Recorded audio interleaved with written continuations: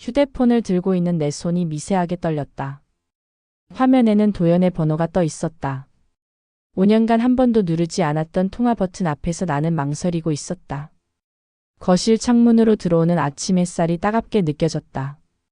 어젯밤 TV에서 본 그의 모습이 자꾸만 떠올랐다. 실패를 딛고 재기한 CEO라는 타이틀과 함께 당당하게 인터뷰하던 모습. 예전보다 더 성숙해 보였고 무엇보다 여유로워 보였다. 엄마, 아빠한테 전화하는 거야? 태민이가 학교 갈 준비를 하다가 내 뒤로 다가왔다. 10살이 된 아들의 눈에는 기대가 가득했다. 응, 아직 모르겠어. 나는 애매하게 대답했다. 사실 태민이는 방송을 본 후 계속 아빠 얘기만 했다. 자랑스럽다고 친구들에게 자랑하고 싶다고. 그 순간 나는 뭔가 단단했던 것이 부서지는 소리를 들은 것 같았다. 엄마도 아빠 보고 싶지? 아이의 순진한 질문에 가슴이 먹먹해졌다. 보고 싶다기보다는 복잡했다. 질투와 후회 그리고 이상한 기대감이 뒤섞여 있었다. 태민이가 학교에 간 후 나는 다시 휴대폰을 들었다. 이번엔 떨림 대신 묘한 확신이 들었다. 아이를 핑계 삼으면 자연스럽게 접근할 수 있을 것 같았다. 드디어 통화 버튼을 눌렀다. 신호음이 2번, 3번 울렸다. 마치 시한폭탄의 카운트다운 같았다. 여보세요? 5년 만에 듣는 그의 목소리였다. 예전보다 더 차분하고 안정되어 있었다. 태민 아빠. 나야. 나는 최대한 자연스럽게 말했다. 하지만 내 목소리가 약간 떨리고 있다는 걸 숨길 수 없었다. 순간 전화 너머로 정적이 흘렀다. 그가 놀란다는 걸 느낄 수 있었다. 태민이가 요즘 많이 힘들어해. 당신도 자리 잡았다며. 우리 얼굴 한번 보자. 말을 하면서도 내 마음은 복잡했다. 태민이를 이용하는 것 같아서 미안하면서도 다른 방법이 없다는 생각이 들었다. 생각해보고 연락할게. 그의 대답은 예상보다 신중했다. 예전의 도연이었다면 즉석에서 만나자고 했을 텐데. 그래. 너무 오래 생각하지는 말고.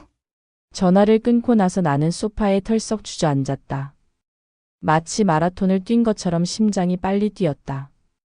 이제 시작이었다. 5년 전 내가 끊어버린 연결고리를 다시 이을 수 있을지는 모르겠지만 적어도 시도는 해봐야 했다. 거울에 비친 내 모습을 보며 생각했다. 나도 변했을까? 아니면 여전히 그때 그 계산적인 여자일까? 강남역 근처 카페에서 도연을 기다리며 나는 몇 번이고 거울을 들여다봤다. 화장을 다시 고치고 머리를 만지작거렸다. 마치 첫 소개팅을 앞둔 20살 처녀처럼 긴장되었다. 저기서 커피 냄새가 나네. 옆 테이블 커플의 대화가 들렸다. 나도 코끝에서 원두향을 맡았다. 달콤하면서도 쌉싸름한 냄새가 내 긴장감을 더욱 부추겼다. 카페 문이 열리며 도연이 들어왔다. 5년 만에 보는 그의 모습은 확실히 달랐다. 정장 핏이 예전보다 좋았고 걸음걸이에도 자신감이 묻어났다. 우리 눈이 마주쳤다. 그 순간 시간이 멈춘 것 같았다. 과거의 기억들이 파노라마처럼 스쳐 지나갔다. 첫 만남, 결혼식, 태민이 출생. 그리고 그 차가운 이별. 오랜만이야. 나는 최대한 자연스럽게 인사했다. 하지만 내 목소리가 평소보다 높다는 걸 느꼈다.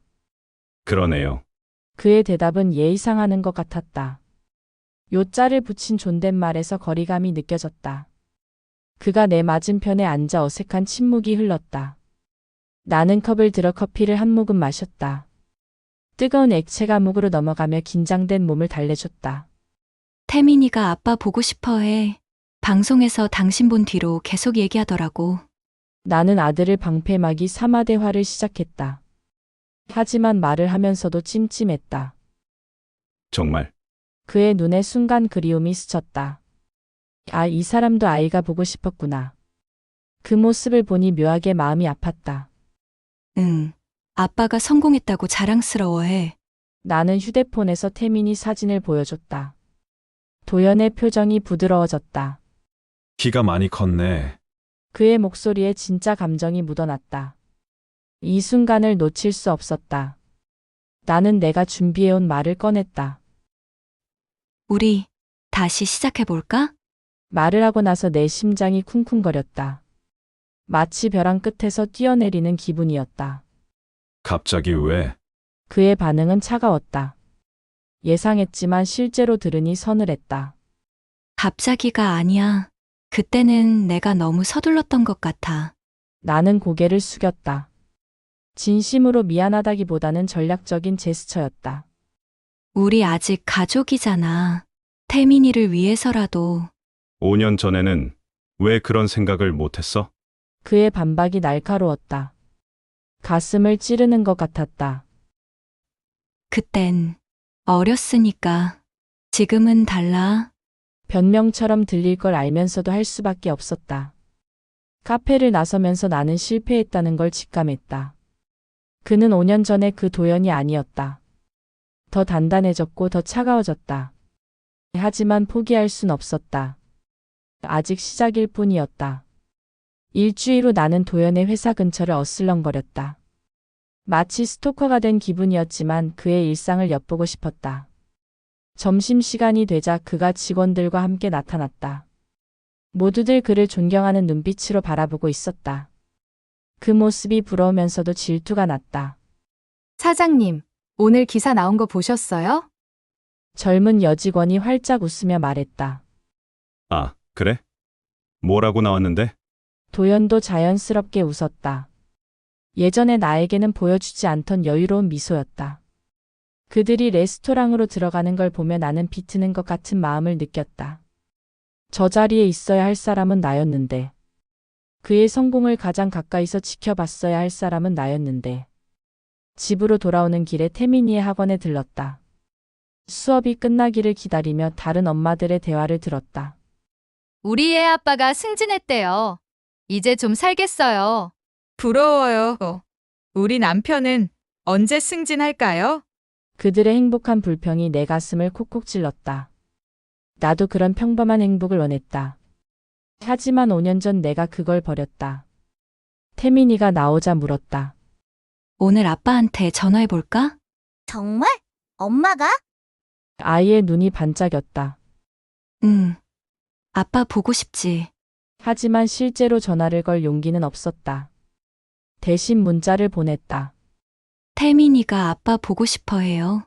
이번 주말 시간 있으세요? 답장은 1시간 후에 왔다. 토요일 오후 2시. 한강공원에서 만나. 짧고 건조한 답장이었다. 하지만 만나주겠다는 것만으로도 다행이었다. 그날 밤 나는 거울 앞에서 오랫동안 서 있었다. 얼굴에 주름이 생겼고 몸매도 예전 같지 않았다. 시간은 나에게도 흘렀다. 그래도 아직 늦지 않았어.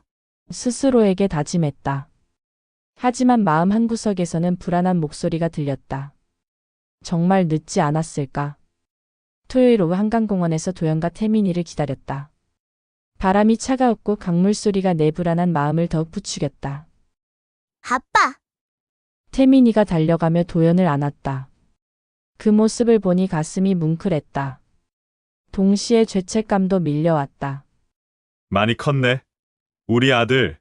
도연이 태민이의 머리를 쓰다듬었다. 그의 목소리에 진짜 그리움이 묻어 있었다. 우리는 근처 패밀리 레스토랑으로 자리를 옮겼다. 태민이는 신나서 아빠에게 학교 얘기를 쏟아냈다. 아빠, 나 요즘 태권도 배워. 엄마가 시켜줬어? 그래? 멋지다. 도연은 아들의 모든 말에 집중했다. 나를 볼 때와는 완전히 다른 표정이었다. 식사가 거의 끝날 무렵 도연이 가방에서 서류를 꺼냈다. 이게 뭐야? 나는 궁금해하며 물었다. 태민이를 위한 교육비 신탁이야. 서류를 펼쳐보니 상당한 금액이었다. 태민이의 대학 교육까지 충분히 커버할 수 있는 돈이었다. 이건 왜? 아버지로서의 책임은 져야지. 그의 말투가 공식적이었다. 마치 업무 보고를 하는 것 같았다. 하지만 앞으로 나와 태민이의 삶에는 관여하지 마. 그 순간 공기가 얼어붙었다. 나는 숨이 막히는 것 같았다. 무슨 뜻이야? 말 그대로야. 경제적 지원은 하겠지만 개인적인 관계는 여기서 정리하고 싶어. 도연의 목소리는 단호했다. 협상의 여지가 없어 보였다. 태민이 생각은 안 해? 나는 마지막 카드를 꺼냈다. 태민이를 위해서야. 아이가 혼란스러워하지 않도록 하기 위해서야. 그의 답변은 이미 준비되어 있었다. 모든 걸 계산하고 온 것이었다. 태민이가 화장실에 간 사이 나는 간절하게 말했다. 한 번만 더 기회를 줄 수 없어? 5년 전에 기회는 끝났어. 그의 눈동자는 돌처럼 차가웠다. 레스토랑을 나서면서 나는 모든 게 끝났다는 걸 느꼈다. 마치 바닥 없는 구덩이로 떨어지는 기분이었다.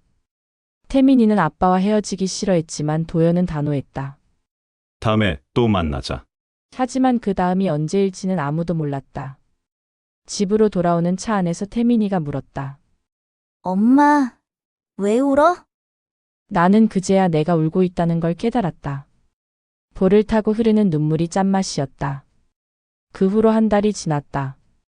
도연은 약속대로 태민이의 교육비를 지원해줬지만 개인적인 연락은 일절하지 않았다. 태민이는 처음엔 아빠를 찾았지만 점차 체념하는 것 같았다. 그 모습이 너무 안쓰러워서 가슴이 아팠다.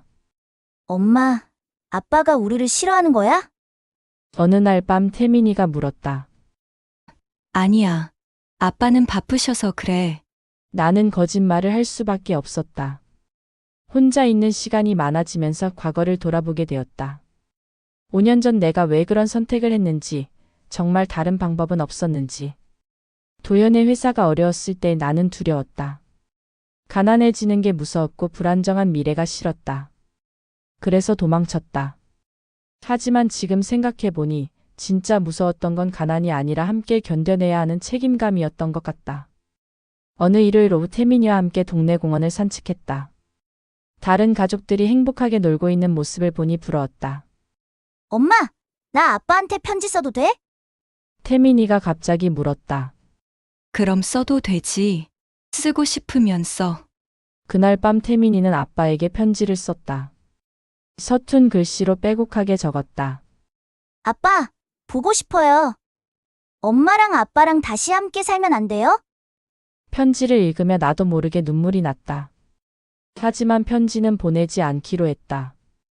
도연의 결심이 얼마나 단단한지 알고 있었기 때문이다.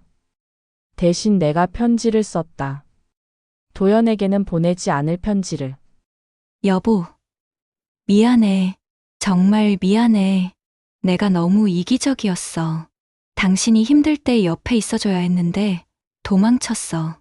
지금 와서 후회해도 소용없다는 걸 알아. 하지만 정말 미안해. 편지를 다 쓰고 나니 조금은 마음이 가벼워졌다. 창밖을 보니 봄이 오고 있었다. 새로운 시작을 해야 할 때였다. 이번에는 나 혼자서라도 태민이를 잘 키우겠다고 다짐했다. 도연 없는 삶을 받아들이기로 했다.